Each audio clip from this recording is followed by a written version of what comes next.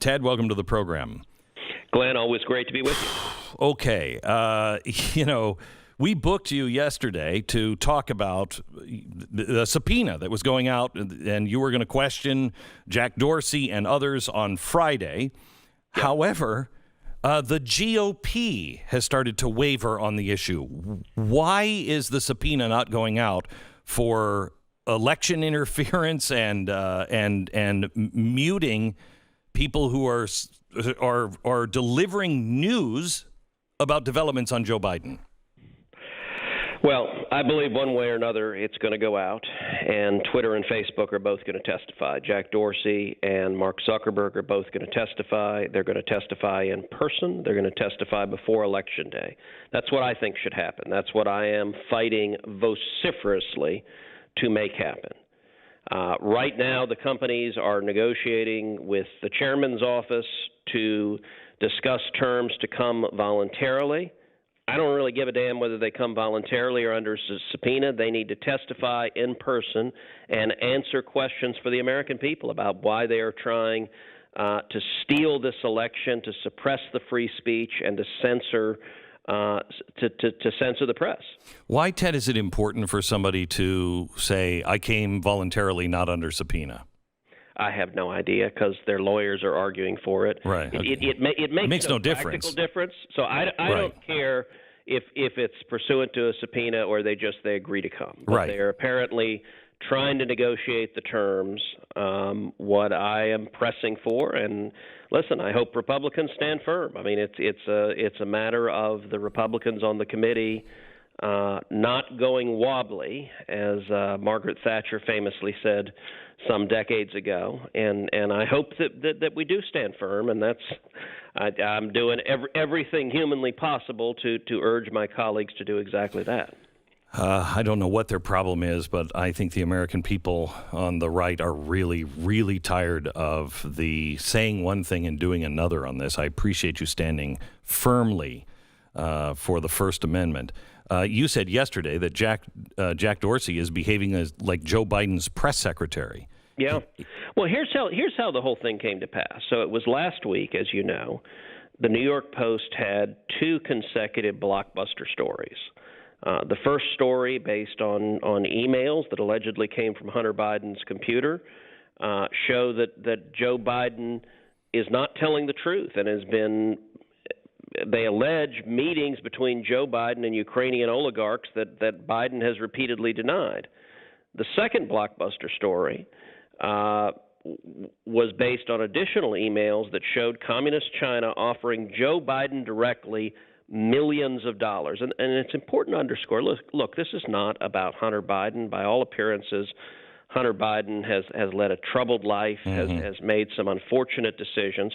This is about Joe Biden, the man who would be president, who would be the commander-in-chief, and whether he directly is involved in corruption with foreign countries. In any ordinary universe, this is a major, major story. But then Big Tech stepped in, and they did something they've never done before.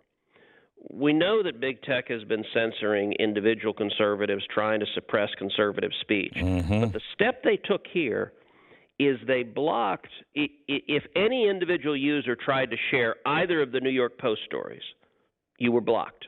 You got a warning sign that said, no, you can't block this because this story is, quote, potentially harmful. Well, perhaps politically to Biden, but sharing a news story from a major media outlet is as part of democracy, part of free speech. And not only that, they blocked the New York Post itself. Right now today, the New York Post is not being allowed to post its own damn stories on corruption. And this is ridiculous.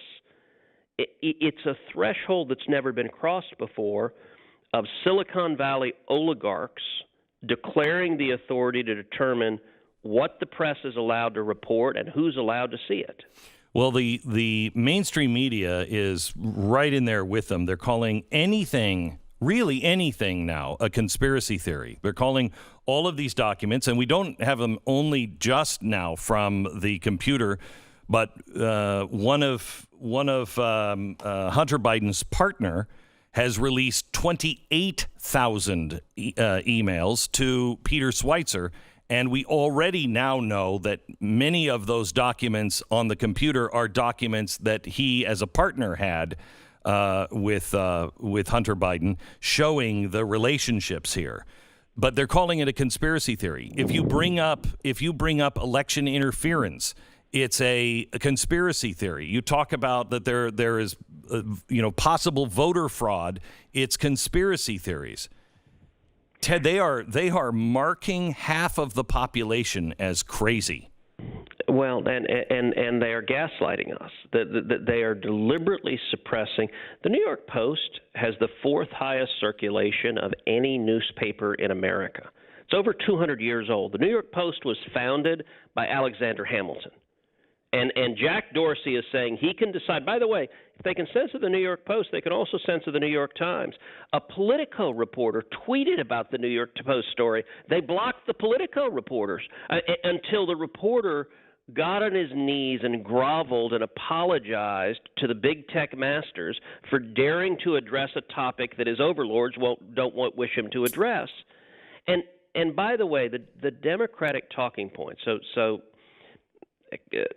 the Dem senators, by and large, are just ignoring this, like the media is. Mm-hmm. To the extent they've said anything, their argument is, well, this is all Russian disinformation.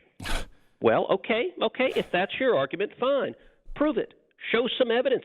If these emails are false, you know what? I'd like to know that. If they're false, let's see some evidence of that. Mm-hmm. That's actually called journalism. But you know who hasn't argued that?